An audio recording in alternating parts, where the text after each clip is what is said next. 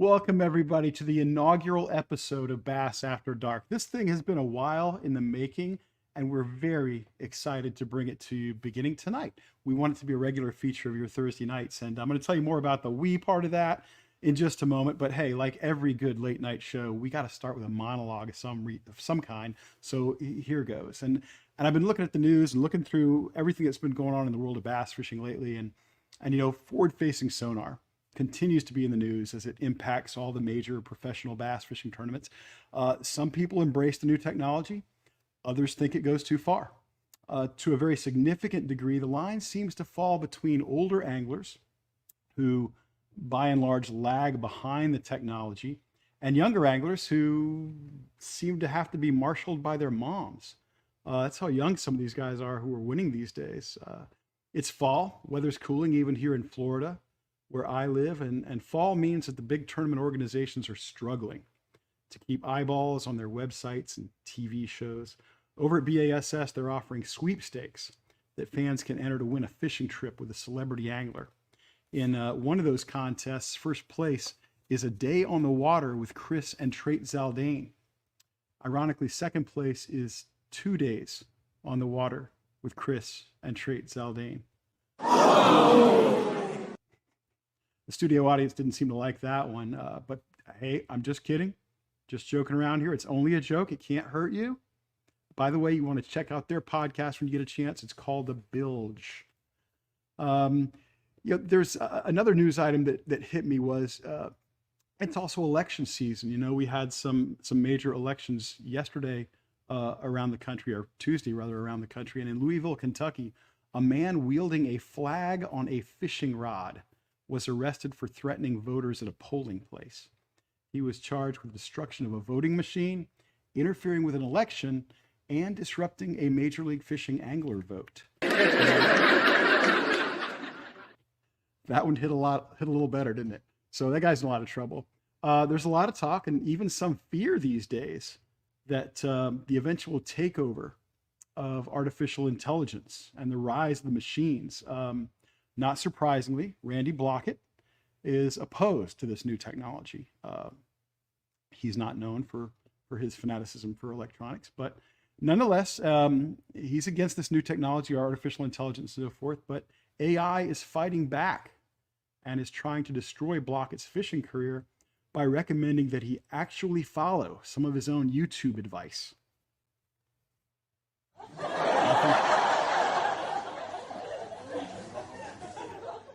Not a laugh track, folks. We have a massive studio audience here. I don't know a lot of news about the British royal family. That's kind of my wife's thing. She pays attention to that stuff. But recently, King Charles took away Harry and Meghan's security details. So when they're traveling, they're not going to have a lot of security with them. What went unreported, though, is that Harry, formerly Prince Harry, has been pushed back in the order of succession to the British throne. We did a little research on that and discovered that he's now 2 places behind Elite Series pro Matt Robertson, which may explain some of Matt's wardrobe choices over the last few years.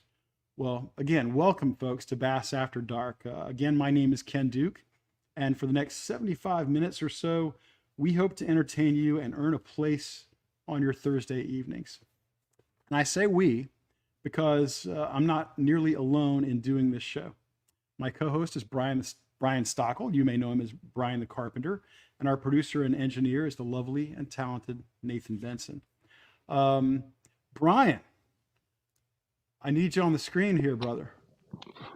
Yo. What's up, buddy? Ken, you did it. Your first monologue. The first monologue is in the can, and that's probably where it should have started. Is in the can.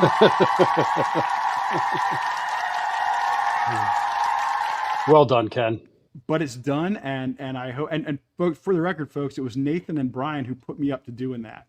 The monologue was not originally in my plans for how we would go about this show, but I'm thrilled to be working with Brian. A big part of this show's genesis was looking for an opportunity to work with my friends Brian Stockel and Nathan Benson. So I'm excited about that. I don't even know why I'm here, Ken. I still don't get it, but here I am. in the future, you're going to be here to save me from bad monologues. But Well, but we'll see how that goes.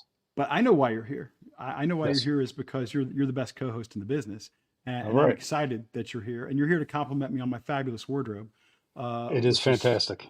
this is pretty much just what I wear when I'm at home and it's the evening. I've got the smoking jacket and the ascot, the It's pocket square. honestly, Ken, I think that's how everybody pictures you. I think so. I think that's kind of my image in the fishing industry, and I'm proud to wear this outfit. But you're here for a lot of reasons, BTC. Yes. You're here to help us manage the next hour plus, and let's talk a little bit about how Bass After Dark works, because this is not Yes. like other shows that folks may have seen, other podcasts they may have seen about bass fishing. It's different. It's different, Ken. We actually have a plan, unlike shows that I've been involved with in the past. And sometimes we had a plan with them, but we had nobody followed them. With this, we're going to do our best to follow Ken's genius plan, which is each show will be predicated upon um, one question only. That's the topic of tonight's show. We have three analysts or experts, panelists, and tonight they all know who each other are. So it's kind of a warm up show. But moving forward, we're going to hold that secret, right? We're not Yeah, going to announce who the exactly. guests are. They won't know who the other guests are coming on that night. Kind of add an element of surprise or gotcha. Who knows? Yeah, we're going to try to pick guests who a are experts on the topic, subject matter experts, people who have something to contribute to the conversation. Because one of the things, Brian, I want to say about this program, or at least I'd like to be able to say about this program as we get a few under our belt, is Bass After Dark is the most illuminating conversation in bass fishing, and uh, It's a and I great think to tagline, Ken. to meet that tagline standard, we got to do a good job on selecting our panelists, and we're going to do that. Yes. Brian and I, we know a lot of people in the fishing industry, and some of them will even take our calls. So we're gonna try to get the best possible guests on here. But the trick is, all we're going to be able to share with the folks who watch the show is the question, the topic for the night, and and we're asking that you kind of trust us to bring the right people to the table, so that we can have a really great conversation. Um, and but it's not just that conversation. It's not just the topic of the evening. We also have another element of the show that comes toward the end that I'm really excited about, and that doesn't involve me so much, but it does Uh, heavily involve we'll see about Brian that. and Nathan. And that, yes, that would be the top 10 list. And what does that, where does that come from, Ken? The top 10 I, list. I I think David Letterman was the Is first that guy to Letterman? really It, formalize it. Yeah, it was Letterman because he could throw the cards.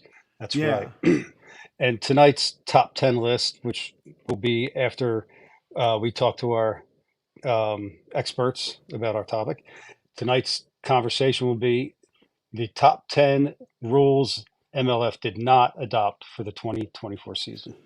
that's right. A week or two ago, MLF came out with a big press release announcing some changes, kind of going back to that every fish counts format and so forth. Well, we thought that you folks would like to know, okay, those are the rules they did adopt. We've seen those. That's old news now. We thought you guys might get a kick out of the things they considered but did not adopt. And some of those were very close, Brian, very close to being adopted. Yes, maybe should have been. Maybe should have been.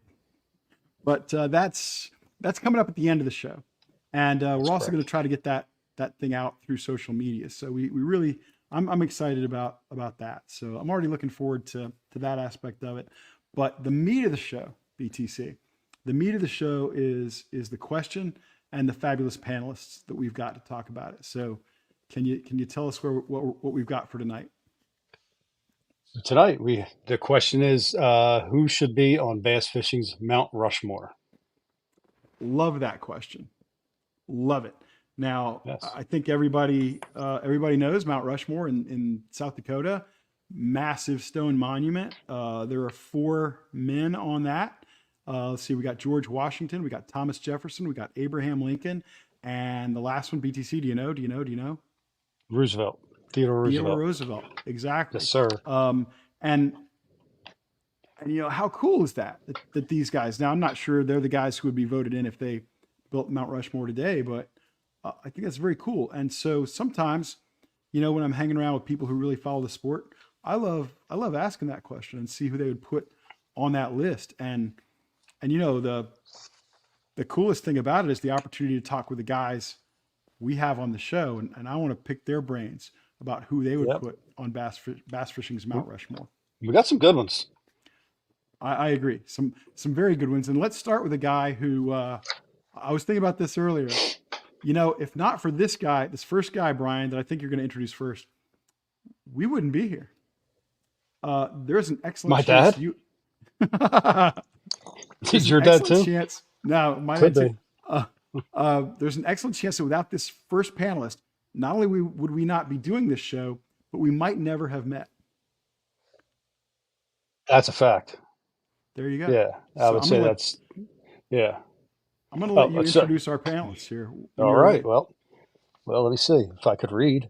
Um, our first panelist tonight. Oh God, I can't see anymore. Screw Brian is too vain to wear his it. glasses. First panelist tonight is a pioneer, inventor, visionary, coach, and a foster father.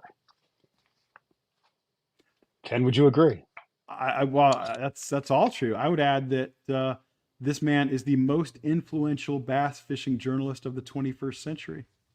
He'd And almost be then on the mountain himself, huh? I tell you what, I don't know about Mount Bassmore, but this guy should be the next person to go into the Bass Fishing Hall of Fame. He should already be in the Bass Fishing Hall of Fame, and He's he's a got to make bowling a coach. donation, Ken. That's the only thing holding it up. There you go. That and learning how to tie a Palomar knot. Uh, but he is also the bowling coach at Southern Nazarene University, the founder of BassZone.com, the founder of Bass Talk Live. Can you introduce him for us, BTC? Yes, and the founder of Matt Pangrack, and that is none other than Mark Jeffries. Mark, What? welcome. Hey, what's up, guys? Listen, Kenny, all right, I can make a donation now from all this money that you sent me to be on this show tonight. I greatly, Mark. greatly appreciate it. That's off camera stuff. I had to bribe Mark Jeffries. Mark Jeffries is such a big star in this world, and he doesn't take my calls unless I text him dollar signs. If I text dollar signs to him, then he shows up. Stacks of money right there. Brian, did What? you get paid? Never. Brian and I are partners on this deal with Nathan. We're That's we're right. sharing in the big donut right now. We're sharing nothing together. You look good, Brian. It's what? Thanks. It's been 3 weeks since I've seen you. Yeah, at least. Yeah, Is that yeah, right? 3, yeah. 4, I think I something like shaved that. since then. Yeah. Yeah, a little more than 4 actually, because we were all at the Bass Fishing Hall of Fame ceremonies to watch our buddy Mike Iaconelli get inducted. Yeah. But Yeah. Mark now coaching bowling at Southern Nazarene University. Season's going well. A recent 4th place finish? Our worst finish actually in 4 events was 5th, but currently ranked number 13 in the nation, and it's all freshmen. So it's pretty cool. So a bright future. Did you redshirt a lot of guys so you can have them for that 5th?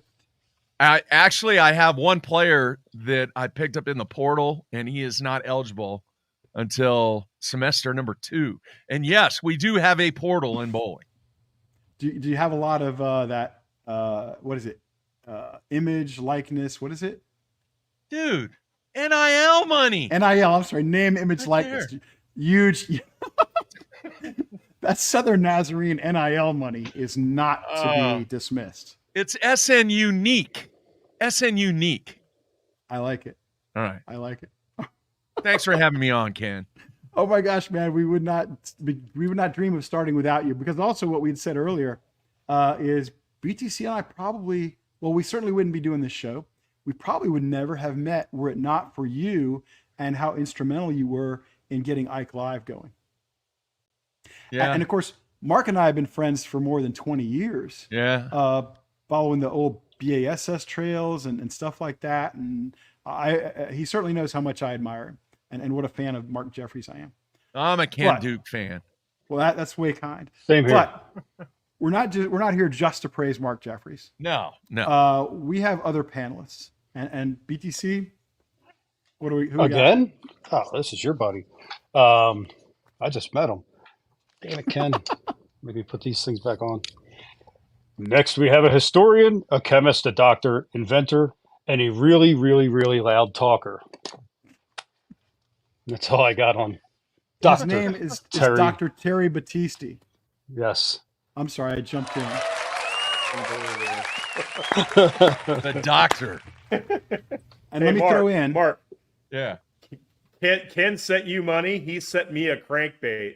The only problem is that this is what he's calling a crankbait. He said I got. That's the first crankbait, okay? Yeah. He didn't even send me a knife. That's the first crankbait. Wow. Get over it. Well, folks, Terry Battisti, a longtime buddy of mine, he and I co-host the Big Bass podcast together. And Terry is also the founder, chief architect, and contributor to a terrific website of his own called bass-archives.com. So I hope you have a chance to check that out. The number 2 historian in bass fishing currently or all time? I'm number 2. I'm number 2 Does that mean all time. I'm number 2 currently.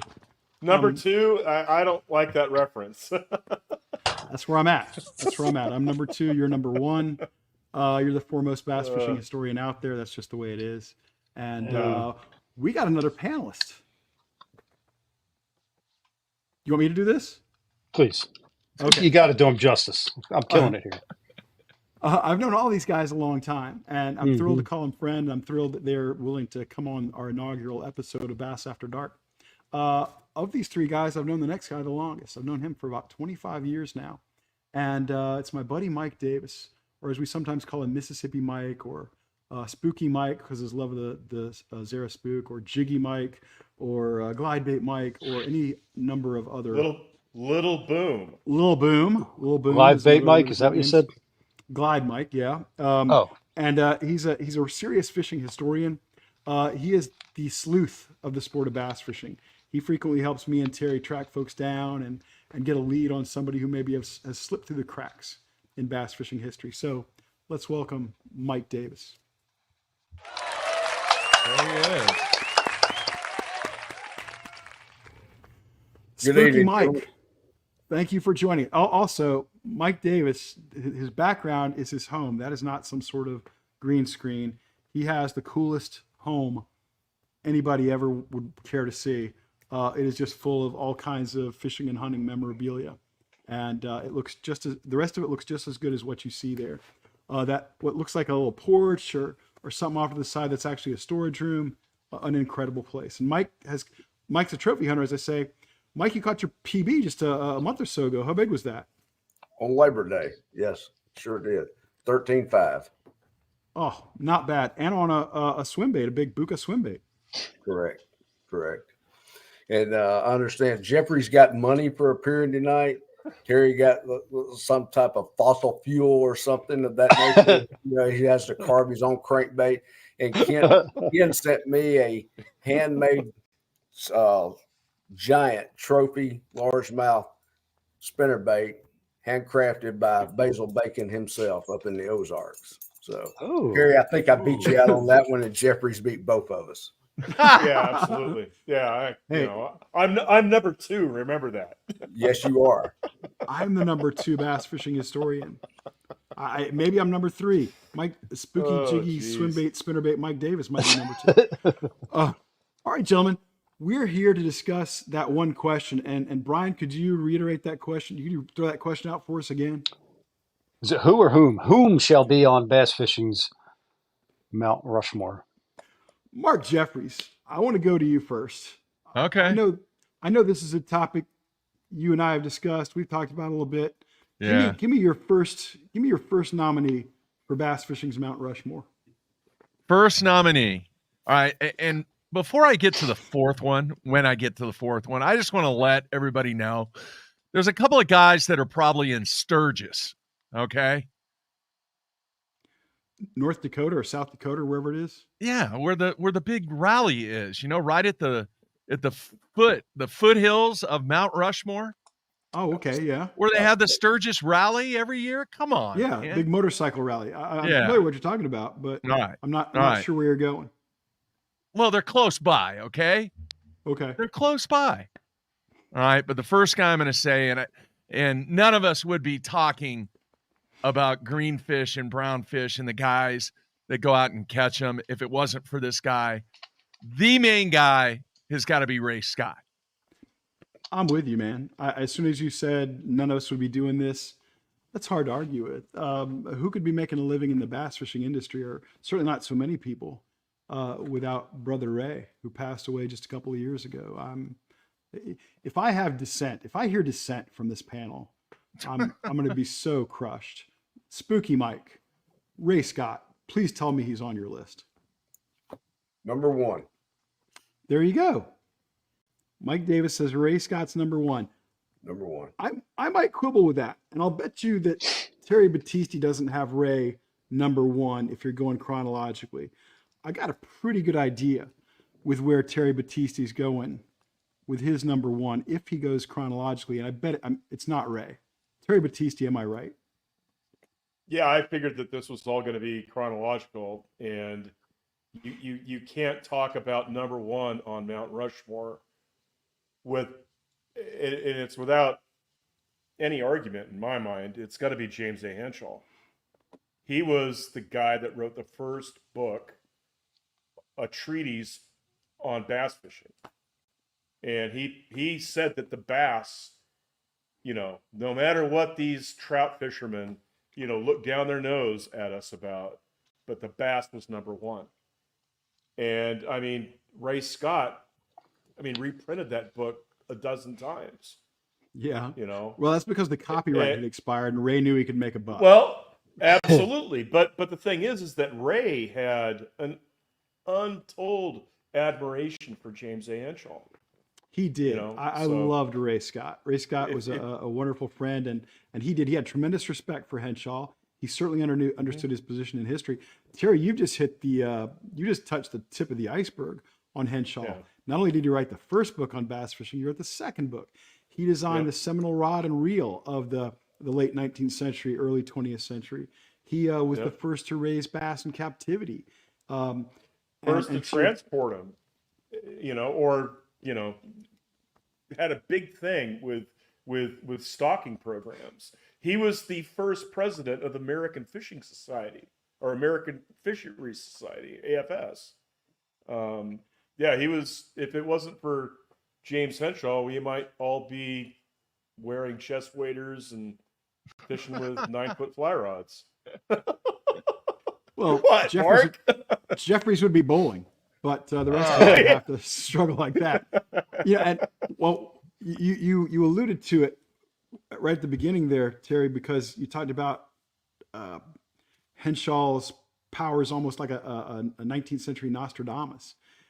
He said that the bass would overtake the trout for a variety of reasons, but he talked about things like pollution, dams, all these things that did lead to the bass becoming the number one sport fish in America, and it led to the decline of trout. So Henshaw saw the future 2020, and he wrote these books in the 1880s. Yeah. That's when he wrote his book. But he was writing for magazines prior to that. So, Henshaw's, like I said, if we're going chronologically, Henshaw's my number one pick. Well, we're not necessarily going chronologically. I don't want anybody to think that, but let me back up to Mark and Mike and say, you guys have any quibbling with James Henshaw? Go ahead, Mark. I don't know that he's on either of your lists. No, quite honestly, Terry, seriously, I would like to know how many people my age, and I just had a birthday yesterday. People that have been in the industry for that long, at my age. Let's just ask, even though he's not as old as me, Brian, Happy birthday, do you know Mark. who Henshaw is? Now, me and half the chat board do not know who Henshaw is. I'm just checking. However, we're learning about him, Mark. And before I give it back to you, Mike Payne is very impressed with Terry's restraint in his volume tonight. So shout out from Mike Payne to Terry Battisti. I'm hiding my mic. Yeah. So Terry, I get it. I totally understand where you're coming from in the environment that you are really, really, really good at, and there probably isn't anybody else that is as good as you are with what you do. But I think the masses in this industry, the fans in this industry, even over the last 25, 30 years, have no idea who that is. Do you agree or disagree, Mike? I totally agree. And I've been struggling for quite some time, Mark, with Henshaw being on my list between he and my number 4 pick. Because Yeah. I know a great deal about Henshaw. I see where Terry's coming from, but I'm going to have to agree with Mark a little bit more than I do you, Terry, which I never agree with Well, you that's on fine. anything. So who is the first person on Mount Rushmore? It's George Ray Scott. Washington. No, it's George Washington, right? In Yeah. our world, Ray Scott. No, Yeah. but he's not the first person that had to do with bass fishing. And then he faded away for quite some time. Yeah, he did fade away. Well, Henshaw faded away probably from the point of Jason. Well, I'm not going to go into other people. But, save your next pick. I think you're treading on your next pick. Yeah.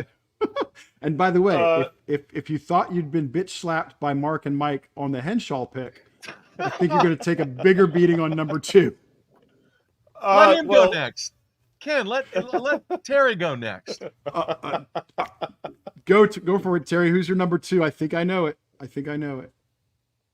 Well, this is really tough for me because there's 2 people here that I think. I mean, okay. I think that there needs to be 5 people on Mount Rushmore. No. There's 4 people. Well, so okay, all right. So Jason Lucas is my next. Hey, because wait, before Mark and Mike just rip you a new one, I agree with you. Thank you, Ken. I appreciate that. Pipe down, Ken. I mean, pipe down. You have James Henshaw, who wrote the first 2 books about bass fishing, and then you have Jason Lucas in 1947, who then writes the 3rd book on bass fishing, and it's done with respect to changes in tackle, and he's gone. I mean, yeah, no, there were a lot of people that wrote, like Sheridan Jones in 1923 wrote books. There were a lot of people in between the second Henshaw book, which was 1889. Yep. And Jason Lucas in 1947. But Jason Lucas took bass fishing to a different tier. He started talking about fishing offshore. He was talking about using light lines, 7-pound test, shorter rods and long rods. He's talking about coloring line. He's talking about breaks, and I'm not just talking, a current break. He's talking weed breaks, rock breaks, breaks in depth, that type of thing. He went, in my eyes, as the first scientific angler that wrote a book and got people going. And then in 1949, he becomes the editor of fishing for Sports Afield magazine, which is where he's. Go ahead. Yeah, well, the first guy who was really a bass advocate to become the fishing editor of one of the big 3. All the other fishing editors back then had been trout guys, and they looked down on the bass. Yeah, or saltwater guys, which is even worse. Mm-hmm. So, because in saltwater, all that lives are fish we eat. In chronological order, that is my number 2. All right, Mark? Number 2. You're inviting Mark. Wow. Now you've been bitch slapped by Nathan. Brian, you got to save this. That's all right. I'm tough. I can handle it. Brian the Carpenter, who I tease Brian. I say, hey man, one of the roles that you've always served so well on Ike Live or Bass U or any of the other shows he's on is I always kid Brian. I say you're great at comforting the afflicted and afflicting the comfortable. And Terry Battisti right now is highly afflicted. I don't need to do anything. Terry's doing it. Okay, he's down for Mark. That's what I got to add to this. Mark, you took your just swing feed on him his rope. pick of. Well, I Mark, just hang on a minute. Hang on. I Yeah. thought we might have been confused and we're not discussing Mount Rushmore. Instead, maybe Terry got a little confused and thinks that we're talking about the Smith. I can't even say it. Smithsonian. Smithsonian. Yeah, in Washington D.C. that has all these relics that people rarely go see anymore. Ouch. Because here, let me just say this: when you're talking about Mount Rushmore, the 4 presidents that are on Mount Rushmore, everybody pretty well knows who they are and what they did, right? Agreed? There are Agreed. a lot of Agreed. people that make the trip to the Dakotas to go see Mount Rushmore. You agree with that?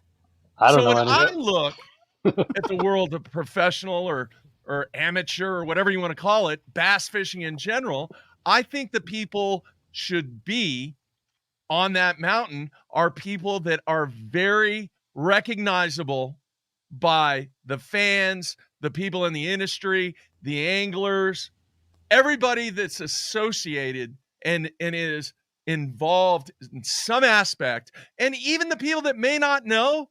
But I guarantee you, if you talk bass fishing, the vast majority of people are going to know who Ray Scott is. Agree or disagree? Agreed. And with all due respect, Terry, man, your historical knowledge off the charts. But when you're talking about Mount Rushmore, I don't think people's going to pay a dozen donuts to go see who you talked about. I could be wrong. Am I wrong, Mike? The way I look at Mount Rushmore, Rushmore, correct. The way I look at Mount Rushmore, it's the people that built the country, and the way I look at Mount Bassmore is the people that built bass fishing from the beginning, not the 1970s or the 1967 on, because there was a big thing to get Ray sitting in that travel lodge in 1967 to have that epiphany.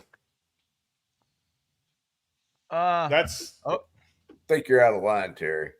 I mean, why don't we go ahead and put? Hey, why don't we go ahead and put Adam and Eve on Mount Rushmore? Because they had nothing. They had nothing to do with bass fishing. To be fair, we don't know that. Wow. If you're talking Brian, apple you agree cider, or disagree maybe. there, co-host? I totally agree with you, Mark. Totally Thank you. agree with you. Thank you. 100%. Oh my God. My God. The 2 guys that Terry has brought up, although I'm a fan of both Lucas and Henshaw. Agree. Totally agree. They were so early in the game. There was such a lapse there. You know, Hernando de Soto come up through Mississippi here catching largemouth bass to feed his guys. But does that mean he deserves to go on Mount Rushmore of bass fishing? No. Let Terry look him up and do a little research. Yeah, but you talk to the people that started bass fishing in the 40s and 50s, which fed Ray Scott's dream in 1967, and every single one of them mentions Jason Lucas. Ask Roland Martin who his biggest influence was in his fishing, and he will tell you it was Jason Lucas. Jimmy Houston, Jason Lucas. All those guys that fished Ray's first 5 years of tournaments read Jason Lucas in Sports Afield and read his book. So BTC. We're not discussing tournaments, though, Terry. We're discussing bass fishing. Oh, Mike Davis, are you arguing for or against Terry on that one?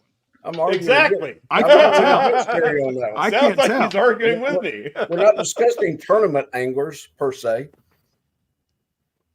Mike, you're making according his to Mark, point. I mean, the influence of tournament anglers in general. You know, bass fishing itself. Well, I bet Terry and I would agree that Lucas would have and did hate the idea of bass tournaments. Ooh. That was anathema to him. And Ray obviously loved it, but Ray saw it as a marketing opportunity more than anything else. BTC, I am loving the discussion because I am watching Mark and Mike go mano a mano against Terry, and I don't see anybody taking a lead here yet. I think this is a remarkably even conversation right now. I believe it is as well. I'm enjoying getting educated on it, and Terry's standing his ground and making some pretty damn good points. Well, the man is 6'3", Yeah, 250. I've been set up. I've been set up. I don't think we've got the picks of who Mike and Mark think it should be instead of Terry's fossils. Whoa! Go ahead, Mark. Well, Terry, I thought it was 2-1 against you. Turns out it's 3-1. It's 3-1. Wow. Yeah, No, exactly. that's not necessarily. Like I said, I've been set up. Wow. Wow. All right, Mike Right. Davis. Mike Davis, you're up. Who's your next nominee for the Mount Rushmore of bass fishing? Well, Ken, you know mine. You've known it for years. You and I have had this discussion for half a decade. My Half a number decade one, longer than my that, number longer. one is we agreed. Mark and I agreed. Ray Scott. My number two is Bill Dance.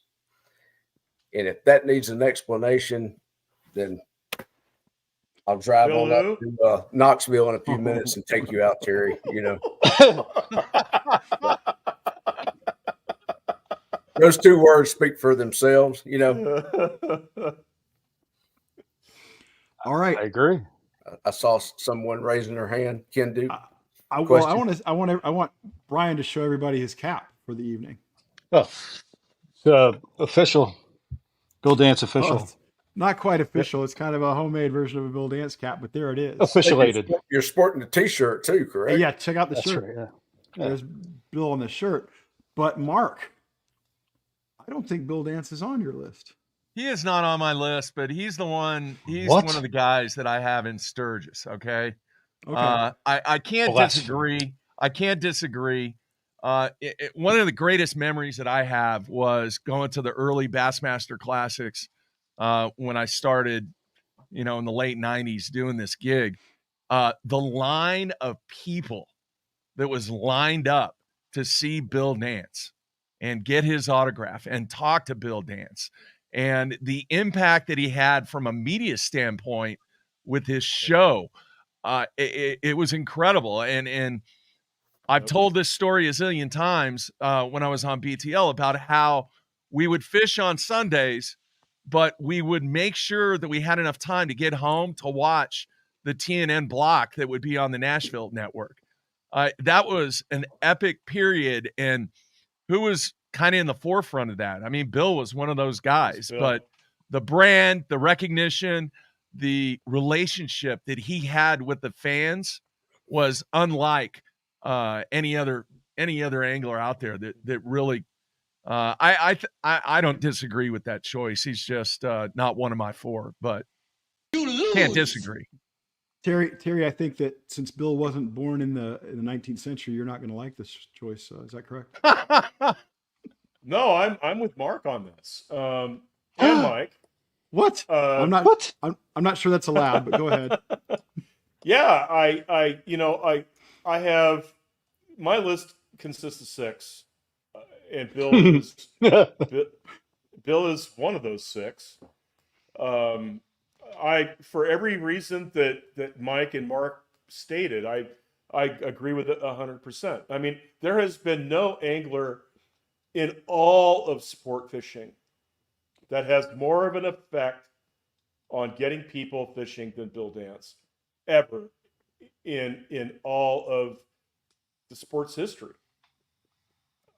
You can't argue with it. I mean, we need to increase Mount Bassmore from 4 to 6 people. Yeah. 6 is a good number. He's definitely drawn so many people to fishing and specifically bass fishing, not just within the United States, but around the world as well, Oh, absolutely. And it goes back to, he and Ray Scott kind of started the wheel spinning along the same time and fed off each other. We all know that they fed off each other, but there's so many great stories that we all hear from around the world where Bill Dance drew people into bass fishing. No question. I mean, Yeah. obviously, and was a big proponent and helped spur the catch and release and clean waterways. Yeah. Brian's obviously a huge Bill fan. He's got the cap, he's got the shirt. One of the greatest honors that I've ever had in this industry was I got to write the foreword for Bill Dance's most recent book. And when he called and asked me to do that, I can't tell you what that meant to me. That was a huge, huge deal. So count me as. I knew I should have picked up that call. You were in jail at that time, Terry. All right, that's enough of Battisti. Let's go back to let's go back to Mark Jeffries and see, Mark, who's next on your list. All right. Second one, 9 Angler of the Years, the most ever, 19 B.A.S.S wins, 25 Classic appearances, but he never did get the W in the Classic. And a guy who did television and was so recognizable to the bass fishing fans wherever the guy went. And hopefully everybody knows who I'm talking about. I'm talking about Roland Martin. Still going strong at 83 with his YouTube channel. Yeah. Roland Martin, one of the all-time greats, just no question about it. And yet, we're talking about a very limited amount of real estate on the Mount Rushmore bass fishing. So, Iron Mike, Spooky Mike, as we have you on the screen here, what do you think about Roland Martin for a spot on the mountain? I'm sorry, Mark. I'm going to have to disagree with you. Yeah. For what reason? I'm like Terry. Maybe there should be 6 or 8 or 10. And if that's the case, I'm driving to Keystone, South Dakota tonight and put Ronald Reagan on there. But I'm going to have to disagree with you. Yeah. When this question was presented, I tried to focus my thoughts and attention on not so much tournament angling. Yeah. The promotion of the sport, the promotion of catch and release, the promotion of clean waterways, et cetera, et cetera. And I love Roland to death. I love what he's accomplished and all, but I'm going to have to totally disagree with you on that, Mark. Okay. Terry, what do you got for Roland? How about some love for Roland? How about some love for the great American fisherman? Yeah, I mean, he was my hero when I was, in junior high school. I bought his book in 1980. I read it cover to cover 4 times before I graduated high school, which was 82. It took 8 years. I modeled. Yeah, it took me 8 years to get out of high school. I modeled, my fishing, or I tried to, after him. I mean, it was him and Rick Clunn. What would Roland do? What would Rick do? I mean, I can't argue with it, but he's not on my Mount Rushmore. Boo. BTC, your thoughts on Roland? I agree with Jeffries 100%. Because he's your daddy.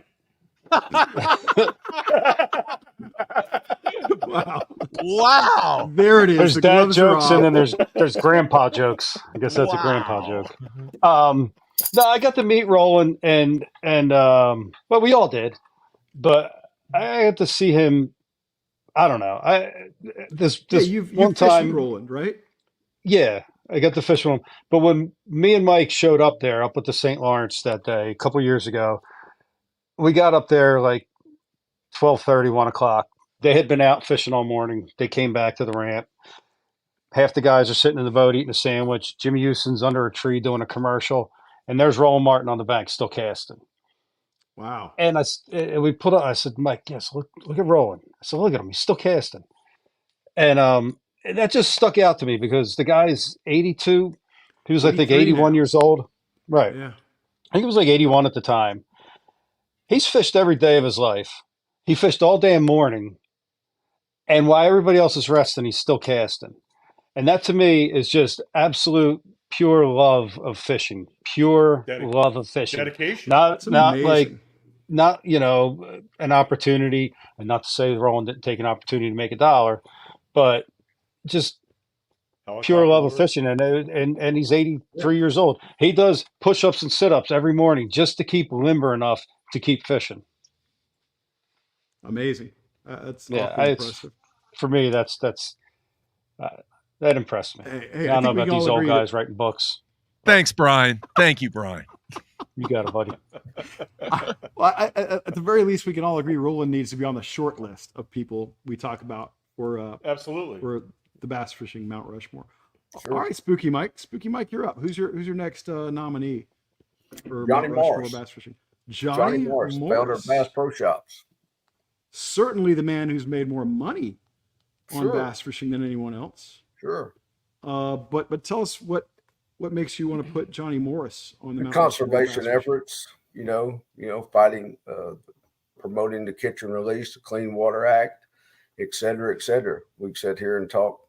We could literally talk all night about each one of these guys.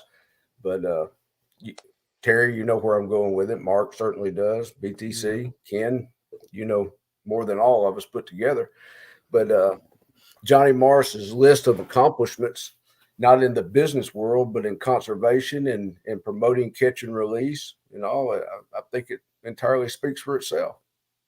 It really does. He was a heck of a tournament angler too. The guy made it to what, 6 Bassmaster Classics? Made Five in a five of them, sorry. five in a row. Five.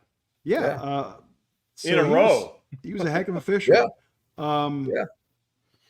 Mark, And what do a lot you of think? guys Johnny in the business Morris? world probably wish he would have stayed in the tournament circuit and not got into business.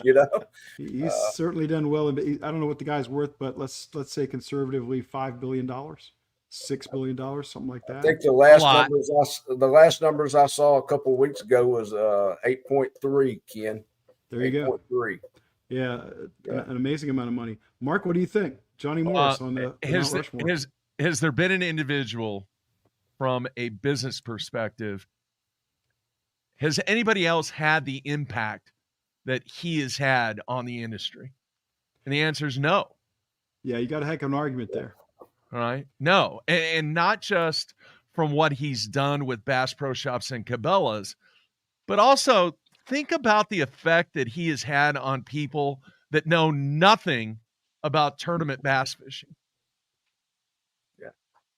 All right. Yeah, There's not too many people that can say that. And that's the one thing that I think kind of separates Johnny from everybody else, besides the dollar signs and everything else that the guy's done. But think about it. What he has done from a conservation standpoint, but when you see people that don't know, they don't know who a lot of these people are, but they know Bass Pro Shops and they know what that brand means. So Yeah. I agree. He was another guy that I had in Sturgis. So, but I cannot disagree with Johnny not being on there. Yeah. We talk about bass fishing. That's why we're here talking about bass fishing. But Johnny Morris is also a huge name in the world of hunting, in ATVs, in you name it. If it's involved in the outdoors, Johnny Morris probably has a flag planted somewhere. Now, here's my argument against Johnny Morris and really against a lot of the bass pros that we've talked about so far. And that is that none of them would be on our list. None of them would even be getting any consideration but for Ray Scott. Ray Scott put them on that pedestal. Ray Scott created the opportunity for Johnny Morris. So I kind of look at the Mount Rushmore thing and I want to see who could be there independently. And I don't think that's necessarily true of a lot of the bass pros. I don't think that's true of Johnny Morris, but that's my only gripe. I'm loving the lists everybody's got so far.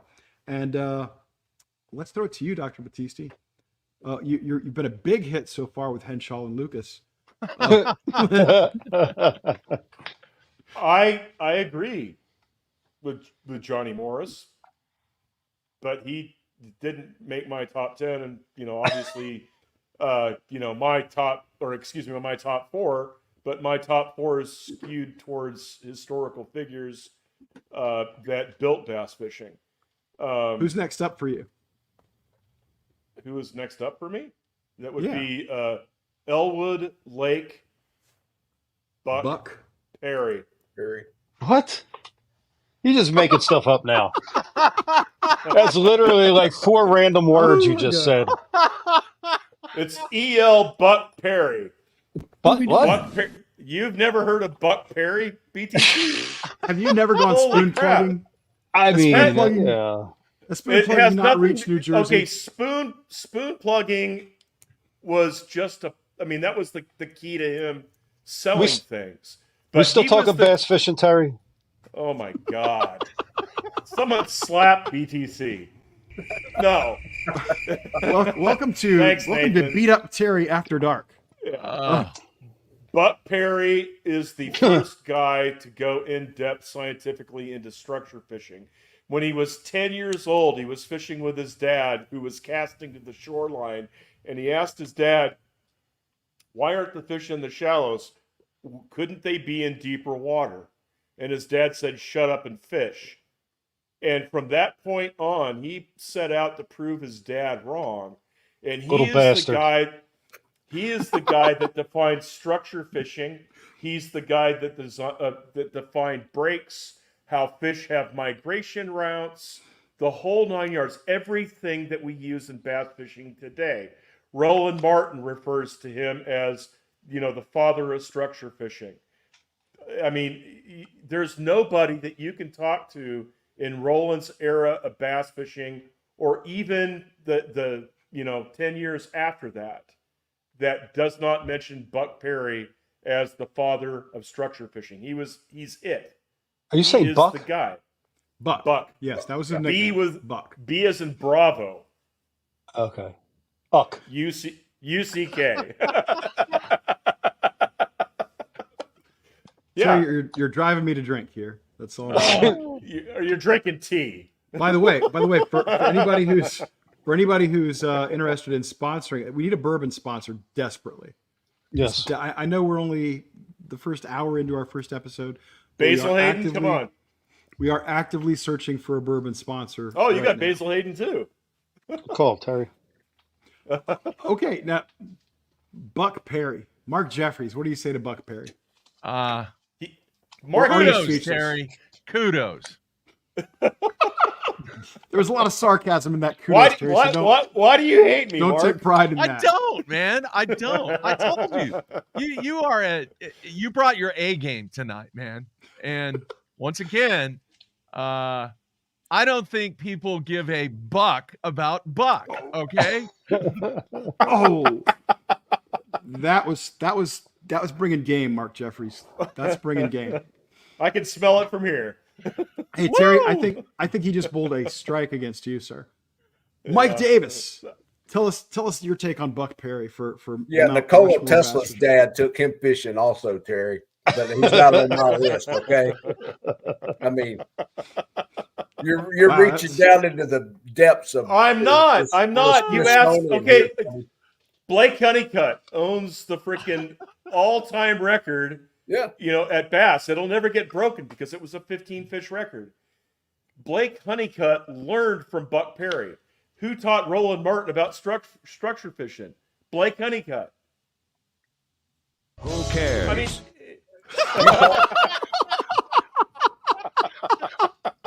Ladies and gentlemen, that's the deft oh touch my God! of Nathan Benson, Holy producer crap. engineer extraordinaire. Oh, BTC, I love Nathan's touch on that. That was It was nice. You got to admit, Terry, it must have been kind of nice back then to be the first person, right? Like, how easy? Yeah, but How would he do now? how easy. That's kind of he wrote the book, Brian. He wrote the book. Oh, yeah, he wrote the book that they're He deeper wrote than the a foot. book. He wrote the book. He was the that first guy to cast Roland off the bank. Martin learned off of. He wrote the book that Jimmy Houston learned off of. He wrote the book that Bobby Murray learned off of. He wrote the book that Mike Iaconelli learned off of. What did Yeah. he do? What was his day job? Fishing. he made spoon plugs and traveled He was around the country. he was and- the physicist. His day job was a physicist at Okay. UNC. Okay. And Oh, he that's quit why you're that. picking him. I got it. Let's see what this is. Wow, it continues to be 3-1 against Battisti. Oh my But God. Terry, I mean- Terry Battisti, you are holding your own, my friend. You are holding your own. I am so I think proud he's of you. winning. I don't know about winning, but he's holding his own. All right, Mike Davis, you're up. We can stop it here, Ken, because I know Terry's next pick is going to be Noah was trolling a jitterbug off the back of the ark here in the farm. Noah was an early topwater standout. You gotta give him that. All right, And Mike Davis. this was his top water lure. Terry, if there had been any cash left after I paid Mark, I would have given you some of it. All right, Spooky Mike, you're up. Who's next on your Mount Rushmore bass fishing?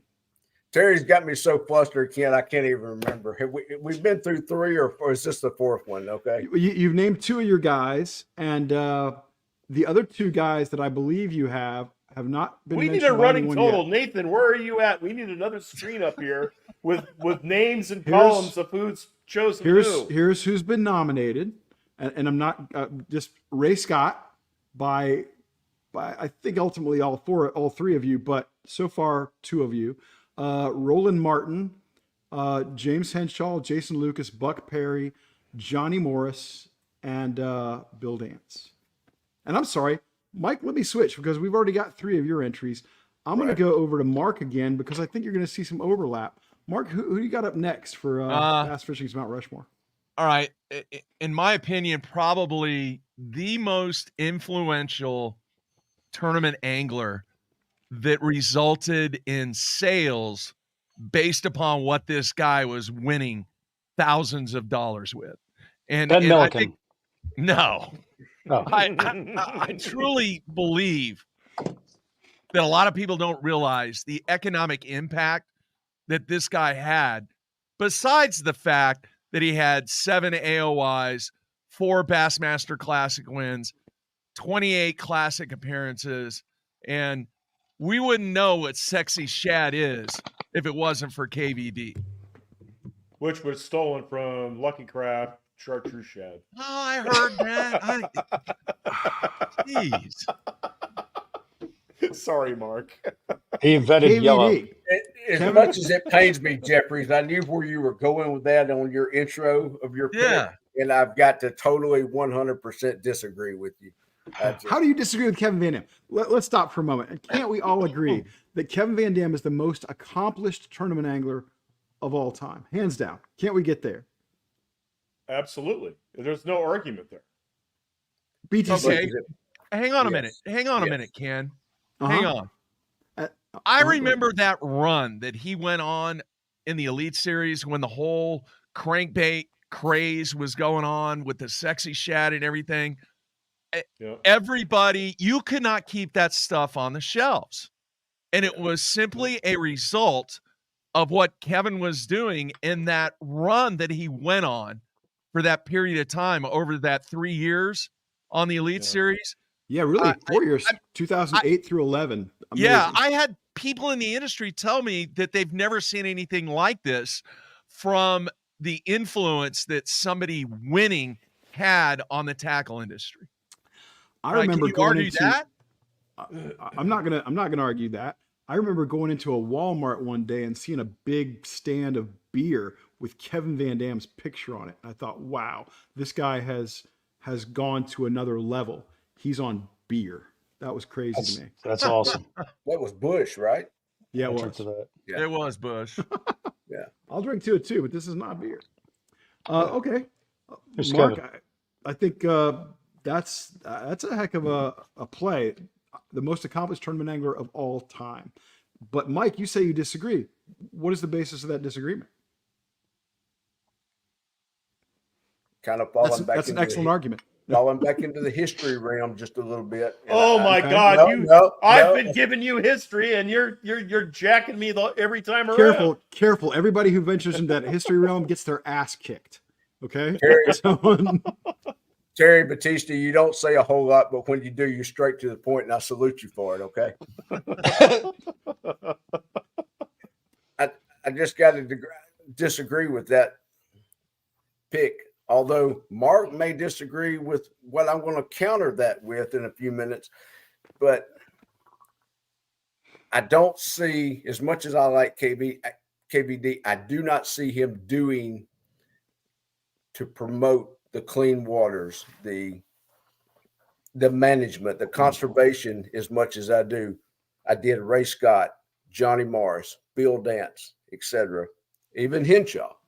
So if I'm in the gutter for that one, Terry, I'm sorry, but that's the way I feel. No, I agree. KVD did not make my Mount Rushmore.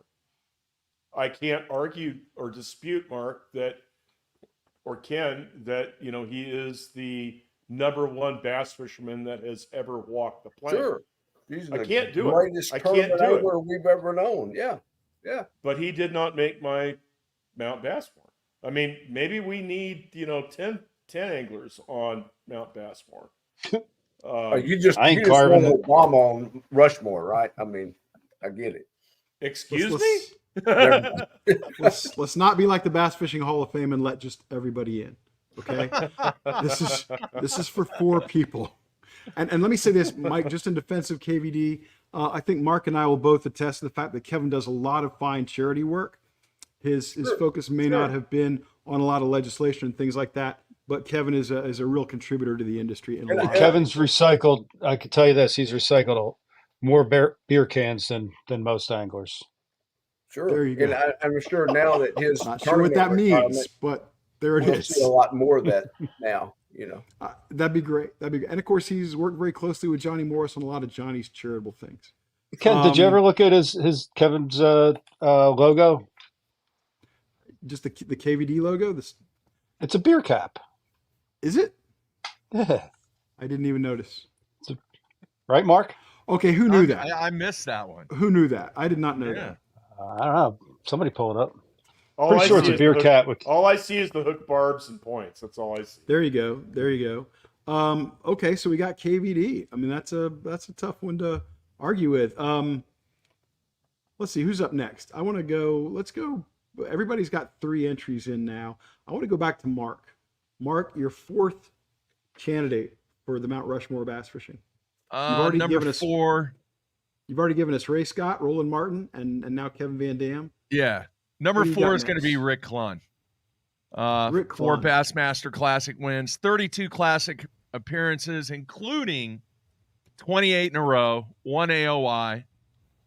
He also was the winner of the ESPN Greatest Angler debate back in, what year was that? 2004, 2005? I think it was 2005. Yeah, Yep. something like that. And man, the dude is still doing it. And Amazing. it's interesting. The early years that I was out on location covering the Elite Series, it was really cool to see how many anglers that were out there that had been influenced by Rick and the relationship that they had with Rick and how let's just call it unique Rick was with a lot of the diverse ways and the mental aspect of the game. But there have been very few anglers over a long period of time that have been able to do what Rick has done. Amen. Yeah. Concur. Terry, I see you and Mike nodding. Absolutely. I mean, you can't dispute it. I mean, Rick wrote the book on tournament fishing and how to win the big event. I mean, He really did. He in 1974 realized that the Bassmaster Classic was going to make or break his career, and so he practiced every tournament the way that you were given, to practice for the Classic. He only practiced for a day or a day and a half for every event because he was conditioning himself to find fish for the Classic. That's why the only year that he won Angler of the Year, he put it in his mind that he was gonna win Angler of the Year because he knew he needed that on his resume. And so he practiced for an extra day or two that entire year. And then after he won AOI, he went back to his day and a half of practice for the Classic for every tournament. Yeah, certainly There's one something to be of said about that. bass fishing's great thinkers, forward thinkers. He's my favorite guy in the sport probably to interview. Without a Because doubt. when Yeah. you ask Rick a question, you ask a lot of these guys a question, you pretty much know the answer before you ask. Rick always makes me think, and I love that about talking with him. Ironically, now when I talk to Rick, most often we talk about poker. How's your poker game? Yeah. Stuff like that. And I bet Mark, I bet you talked to him about poker a lot Oh, too. a ton. I mean, he actually was taking part in the Heartland Poker Tour for a Yeah, little while. he almost So, he almost made a final table of that one time. He bubbled the yeah. final table on one. Just an amazing person, a wonderful guy to have a conversation with, and Spooky Mike Davis. I think how interesting we're talking Rick Clunn. Tell us your next pick for the Mount Rushmore of bass fishing. Ricky Klein. There you go. What is it about Clunn that you admire so much? Gosh, there's so much, Ken. I mean, I believe you guys could probably correct me if I'm wrong on this. 28 consecutive classics. Yeah. Yeah, Mark was alluding to Is he that. Yeah, 70, Never be broken. 76 years old, I believe, this year, still competing at the highest level. I challenge anyone throughout the whole world to find a professional sport where someone Rick's age is still competing at the highest level in any sport we have throughout the globe. You know, that is true passion. That guy is a warrior within his world, you know. Yep. that's great. You know, a lot of people don't realize all the aches and pains and physical challenges that Rick goes through at his age to compete at that level. He is a warrior. That's a great word for it. And although I'm not Rick's age, I'm 61 and I can't even compete at the highest level of podcasting. So you got that. How's it feel, Terry, to be that age? You know, It sucks. Yeah, we won't go into my medical problems. well, I mean, I think But Rick's just doing it to keep from having to go get a job. You know. well, hey, I I can salute him for retire it. tomorrow. I mean, I salute him for it. You know, he was inducted in the Hall of Fame, and I believe it was 01.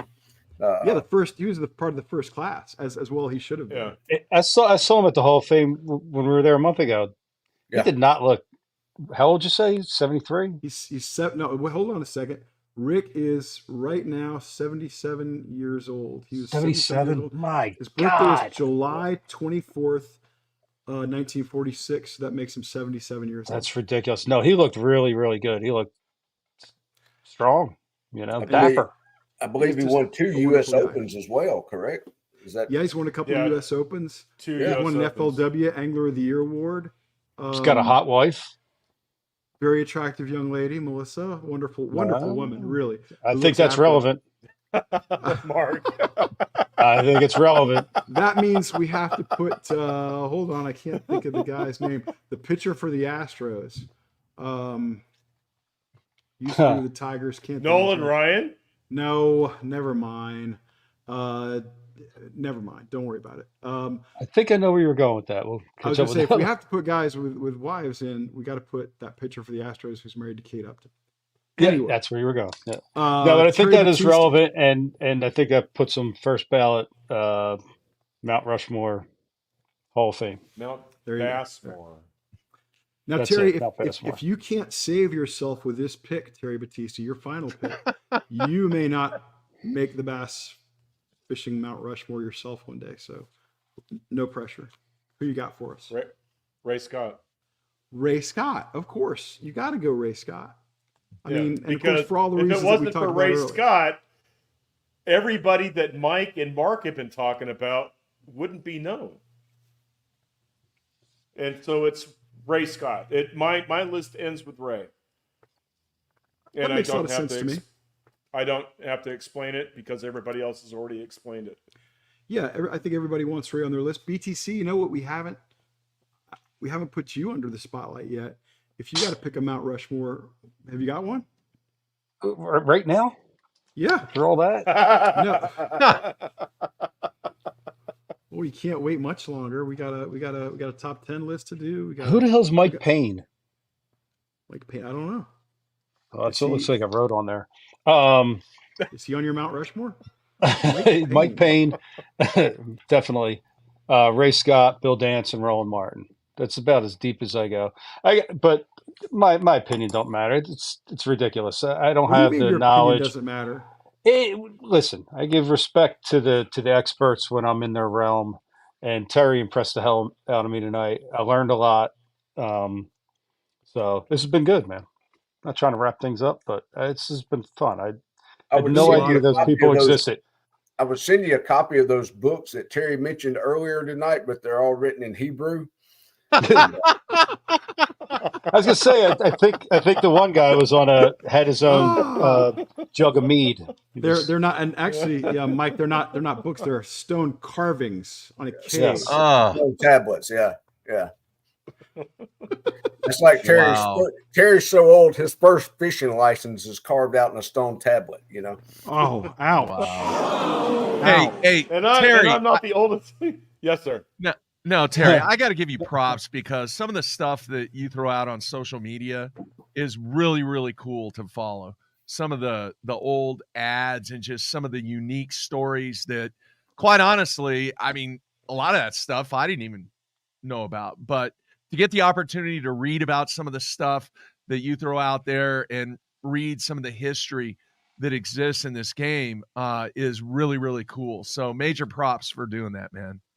Yeah. Mark, I'm not Thank going you, to Mark. pay you more just because you praised Thank another you. of the panelists. Because That's not how what? it works, Mark. You don't get more cash just because you praised Battisti. Oh,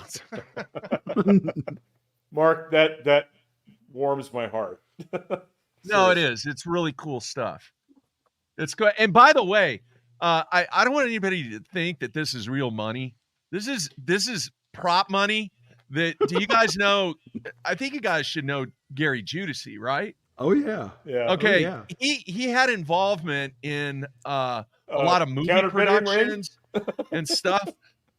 He's got some really cool stuff. Anyway, he turned me on to this movie prop money, and when I travel across the country recruiting, and I do these live, they call them showcase events, I got about $500,000 that I stack up to get everybody's attention, and that's what I use this for. And by golly, it works I bet it does. For bowling. Yeah. for Yeah, bowling. Very cool. For bowling. That's crazy. Oh, It's an you attention got it? getter. Hey, Mark, it's you better got than anybody it's better that's than like Earl Anthony quality? I do. Wow. It's really cool what they're doing this year. Is a bunch of freshmen. That's amazing that you guys are doing so well, ranked 13th in the country.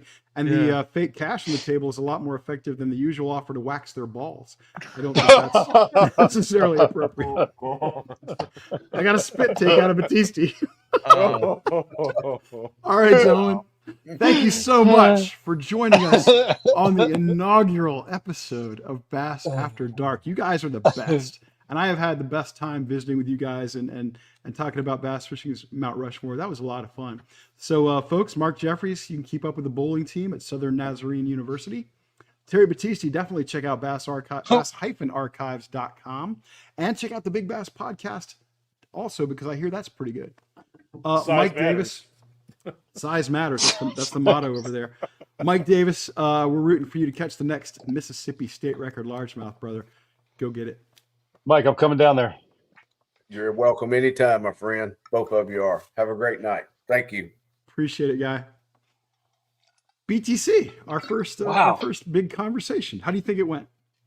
Oh, it was awesome. I learned a lot. I was struggling. I just wanted to be a spectator. I You had know, such a lot a of good that time. was.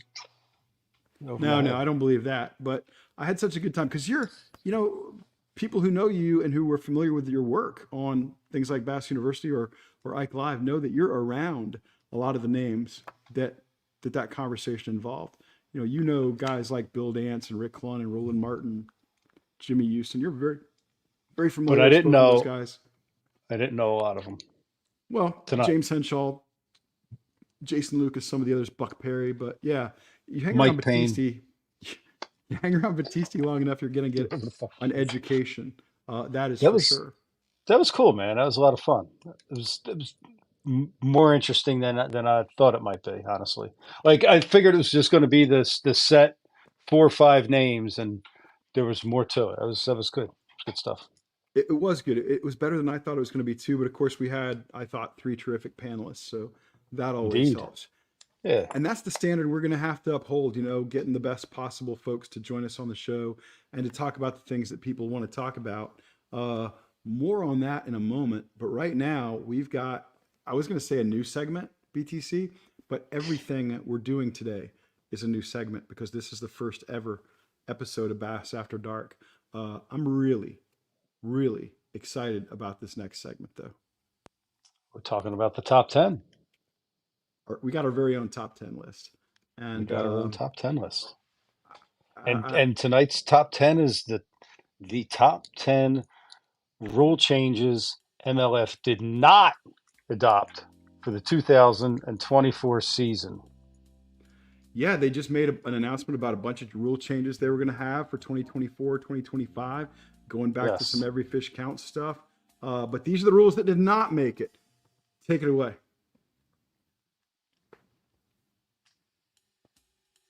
Nathan? And number 10. Number 10, in lieu of cash prize money to be replaced with Boyd bucks. That's right. There you go. No more prize money now. Boyd bucks. That sounds like a value trade. Number 9. Rename Redcrest the Bassmaster Classic. There's merit to that. They may want to revisit that one for next year. Number 8. Hire out-of-work border agents to prevent defections to B.A.S.S. And number 7. Bring back Shelly Sanders. You know, I don't know how they ever let that one go. That's actually when I kind of stopped watching MLF. Number 6. Shotgun round to use live ammunition. Ken? I think that's a heck of an idea. You know, I've always been confused about what's the shotgun round, what's the sudden death round, what's the knockout round. Everyone is. If you use live ammunition in the shotgun round, yeah, I get it. Yes. The number 5 rule that MLF did not adopt for the 2024 season. For smallmouth bed fishing tournaments, change every fish counts to every fish counts and counts and counts. Number 4. Sorry, Ken. No, go ahead. Replace semifinals programming with old episodes of Hee Haw to increase ratings. Ouch. These are just jokes, folks. They can't hurt you. No, but that may have helped. And the number 3 rule that MLF did not adopt for the 2024 season is Penalize anglers that fail polygraphs. A lot of controversy about that in all the leagues. You know, you hear about guys bombing polygraphs, and sometimes you think the sanctions are perhaps not. They ought to be. That's number 2. Dress code for JT Kenny, must wear pants. Well, JT takes casual to a new level, doesn't he? indeed he does. The number 1 rule change MLF did not make for the 2024 season is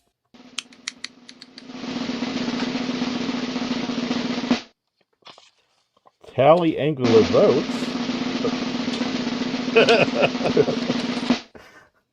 Sorry about that. Tally angler votes before instituting new rules. all right. There you go, There it folks. is. That's There's your our top 10 rules. inaugural top 10 list. Rules MLF did not adopt. All right. I don't know, man. I think the replacing the prize money with Boyd bucks. I think that needs to be revisited. That one should probably sneak through next time. I believe they're only redeemable at ducketfishing.com and Academy Sports, right? That sounds reasonable. Sounds perfectly reasonable. So, hey, we got our first conversation. I got done with the first monologue. Had our first roundtable discussion on a great topic. Did our first top 10 list. Not a lot left to do here. We just gotta wrap this one up, I guess. I believe we do, Ken. Are we going to tease what next week's show will be? We're working on it, but be on the lookout.